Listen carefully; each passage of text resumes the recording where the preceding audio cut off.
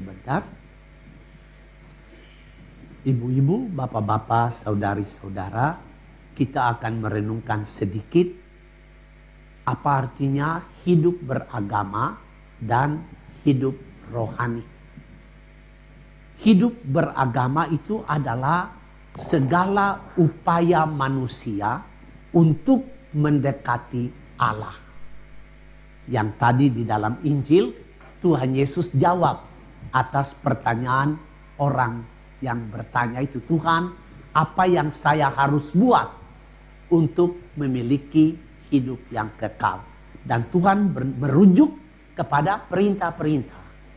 Engkau tahu perintah ini, jangan membunuh, jangan berzina, jangan mencuri, hormatilah ayah dan ibumu, jangan berdusta. Nah, itu rujukan Yesus kepada perintah-perintah. Nah, dengan melakukan perintah itu, nah inilah upaya manusia untuk mencapai hidup kekal. Artinya, hidup kekal itu artinya ya satu situasi di mana orang akrab dengan yang keramat, dekat dengan yang keramat. Nah, upaya manusia itu adalah hidup beragama. Sedangkan hidup kerohanian itu bukan upaya manusia, tetapi itu anugerah dari Allah. Allah yang berinisiatif berkarya di dalam diri manusia. Oleh karena itu, tadi dalam pertanyaan orang anak muda itu, apa yang saya buat supaya bisa mencapai hidup kekal, dekat dengan Allah? Nah, Tuhan bilang, ya upaya manusia, ikuti perintah-perintah Allah. Nah, dia jawab, saya sudah melakukan itu semuanya sejak masa muda. Nah, apa jawab Tuhan? Dan ini jawab Tuhan ini adalah kerohanian, hidup rohani. Tuhan bilang, satu lagi masih kurang. Apa yang kurang? Tadi dalam Injil dikatakan, Tuhan Yesus berkata, jual engkau punya milik. Jual engkau punya harta. Berikan itu kepada orang miskin, hasil jualan itu, lalu datang dan mengikuti aku. Nah, ini adalah hidup rohani. Tidak berarti bahwa Yesus bilang kita tidak boleh bekerja, tidak boleh mencari uang, bukan. Tetapi dia katakan kepada kita, jangan melekat di situ. Itu tidak cukup. Walaupun kita sudah punya uang dan kita ikut semua peraturan Allah, tetapi tidak cukup. Yang satu lagi yang kurang adalah Allah yang berkarya dalam diri kita dan kita menikmati karya Allah itu. Atau dengan kata lain, kalau hidup beragama itu usaha manusia, hidup rohani itu adalah anugerah Allah. Kesempurnaan yang dianugerahkan Allah kepada kita, Allah mengambil alih upaya kita dan kita hanya menerima kasih karunia-Nya. Dan itu sudah cukup untuk kebutuhan kita. Hidup beragama, usaha kita. Sedangkan hidup rohani itu karya Allah dalam diri kita. Nah, untuk mengerti ini, ibu bapak, saya memberi satu contoh. Air. Kita semua butuh air. Butuh air untuk macam-macam kebutuhan kita. Air untuk kita membasuh muka. Air untuk kita mencuci piring, mencuci pakaian, untuk mandi, macam-macam kebutuhan untuk minum pada waktu haus. Air amat penting. Dan kita semua membutuhkan air itu.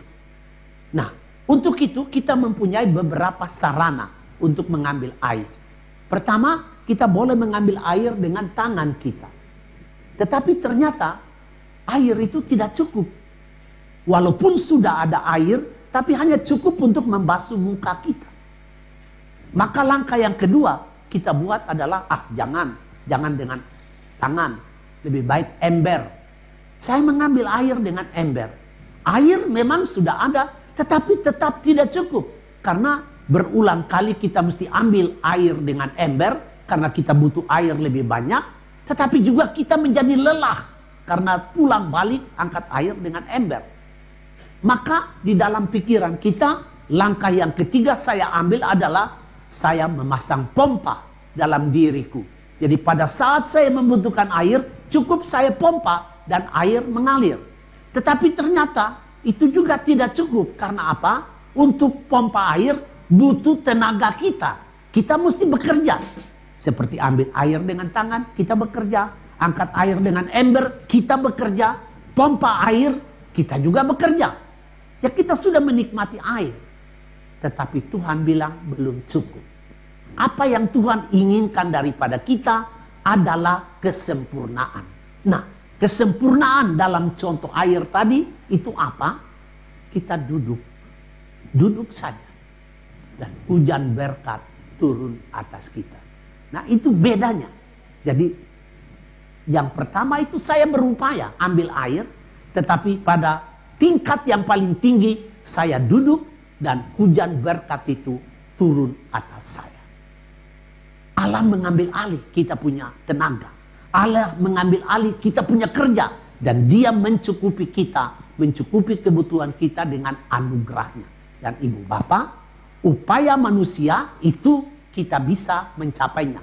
Untuk mendekat diri kita dengan Allah, kita boleh mencapai. Tetapi untuk mencapai kesempurnaan, mengalami, menikmati kehadiran Allah dalam hidup kita, ini anugerah Allah.